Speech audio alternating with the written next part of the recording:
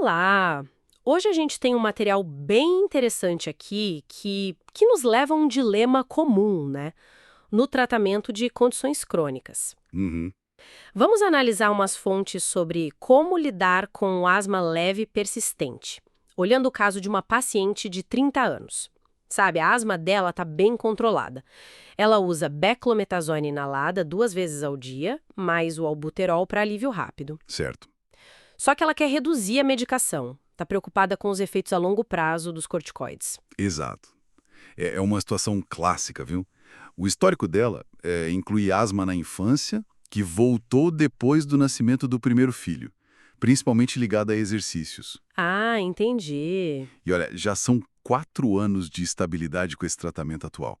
A espirometria dela está normal, ou seja, os testes de função pulmonar estão ótimos. Que bom. O VTF1, CVF, tudo acima de 80% do esperado, a relação entre eles está normal também.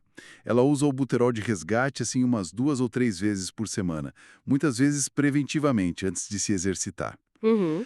E não tem tido sintomas à noite, nem precisou ir ao médico de repente, nada disso.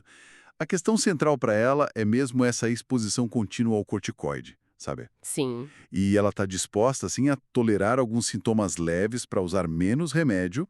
Ah, e um detalhe: testes alérgicos mostraram sensibilidade só à ambrósia. Entendi. E a nossa análise hoje vai justamente explorar isso. Temos um artigo do New England Journal of Medicine, lá de 2007, com 3 visões de especialistas sobre como ajustar o tratamento dela. Isso, tentando equilibrar o controle da asma com as preferências da paciente. Então vamos mergulhar nessas opções para entender o que cada uma oferecia para ela naquela época. Vamos lá. Usar a beclometasona e o albuterol juntos, mas só quando necessário. Tipo, baseado nos sintomas.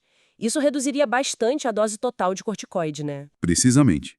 Essa abordagem baseada em sintomas estava ganhando força sim em 2007. A fonte que a gente tem cita um estudo de PAP e colaboradores que mostrou que essa combinação conforme necessário, bom, ela mantinha um controle da asma com menos corticoide total. Ah, interessante. Só um detalhe importante. A dose de beclometasona no estudo era mais alta, tá? Era 250 microgramas por jato contra os 80 que a paciente usava. Ok. E teve outro estudo relevante, da Asthma Clinical Research Network, que comparou usar corticoide inalada, no caso era budesonida, só quando necessário, versus usar todo dia. E o que esse estudo mostrou? Tinha alguma pegadinha aí? Olha, os resultados foram um pouco mistos, sabe? A qualidade de vida foi parecida nos dois grupos. Isso é bom. Sim. Porém, o uso diário resultou numa função pulmonar um pouco melhor e mais dias sem sintomas. Então, assim, a opção, conforme necessário, alinhava o tratamento aos sintomas dela e a preferência por menos medicação. Certo. Mas lá em 2007, os benefícios a longo prazo e a aprovação formal mesmo para esse uso intermitente, sabe, ainda não estavam totalmente estabelecidos. Era meio que uma aposta na individualização do tratamento. Faz sentido. Então, a primeira opção ajusta a dose à necessidade real. Mas e se a preocupação principal for eliminar totalmente o corticoide inalado regular? Aí entra a segunda opção sugerida, né? Exatamente. Trocar para um antagonista oral do receptor de leucotrienos, tomado todo dia, e manter o albuterol só para resgate. Isso mesmo. Essa opção atacava diretamente o medo dos efeitos colaterais dos corticoides inalados, como aquele risco pequeno, mas que se discute de fraturas ósseas com o uso prolongado, mesmo em doses baixas. Hum, Os objetivos do tratamento, né, segundo as diretrizes americanas da época, do NAIP, que é o Programa Nacional de Educação e Prevenção da Asma, incluíam minimizar sintomas e também os efeitos adversos. E os modificadores de leucotrienos, bom, eles poderiam ser úteis para o sintoma que mais incomodava a paciente, que era o broncoespasmo induzido por exercício. ah, sim. E sem causar taquifilaxia, que é aquela perda de efeito do remédio com uso repetido, sabe? Entendi. Mas essa opção dos leucotrienos, mesmo tirando o corticoide, era considerada meio que segunda linha na época, né? Comparada aos corticoides inalados. Correto, correto. Para asma leve persistente, os corticoides inalados eram a primeira escolha nas diretrizes de 2007. Ponto. Ok. No entanto, essa alternativa com leucotrienos atendia diretamente ao desejo expresso da paciente. É interessante até olhar a estimativa de exposição anual ao corticóide que o artigo trazia. Ah, como ficava? O regime atual dela daria mais ou menos uns 100 miligramas equivalentes de beclometasona por ano. A opção 1, conforme é necessário, uns 37 miligramas. A opção 3, que a gente vai ver, uns 45 miligramas. E a opção 2, zero corticoide inalado. Uma mudança bem drástica na exposição. Nossa, realmente. Ok, então temos a opção guiada por sintomas e a opção oral sem corticoide.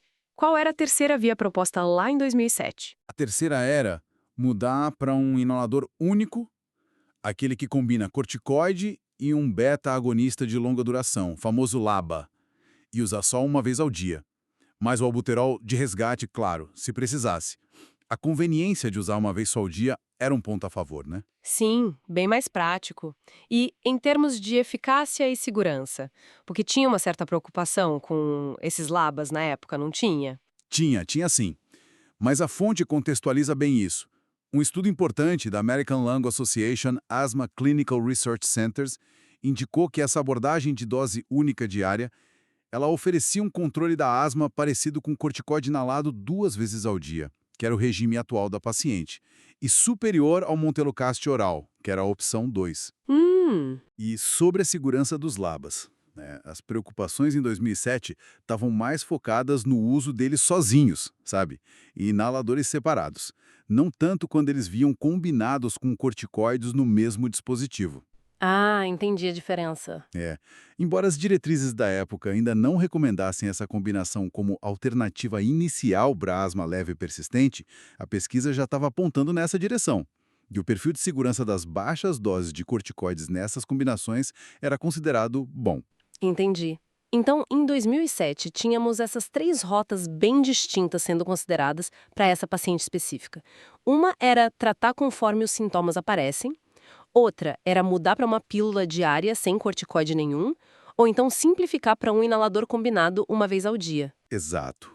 Cada uma oferecendo um balanço diferente entre controle dos sintomas, conveniência, a quantidade de medicamento que a pessoa usa e os potenciais efeitos colaterais. Claramente ilustra a necessidade de personalizar o tratamento, né?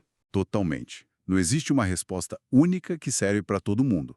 É preciso pesar a evidência científica, claro, as características clínicas da pessoa e, fundamentalmente, o que é mais importante para ela, para a paciente que está ali na sua frente. E isso nos deixa com uma questão para pensar que vai além desse caso de 2007, né? Considerando que as evidências e as diretrizes continuam evoluindo desde então, como é que os profissionais de saúde e os próprios pacientes podem hoje navegar por tantas opções de tratamento para condições crônicas como a asma? Como equilibrar os dados científicos mais recentes com as preferências, os medos e as tolerâncias individuais de cada um? Pois é, essa é a grande questão, né? É a arte e a ciência da medicina na prática diária. Encontrar esse ponto de equilíbrio, onde a melhor evidência que a gente tem encontra a realidade e os valores de cada indivíduo. Uma conversa que tem que ser contínua, essencial.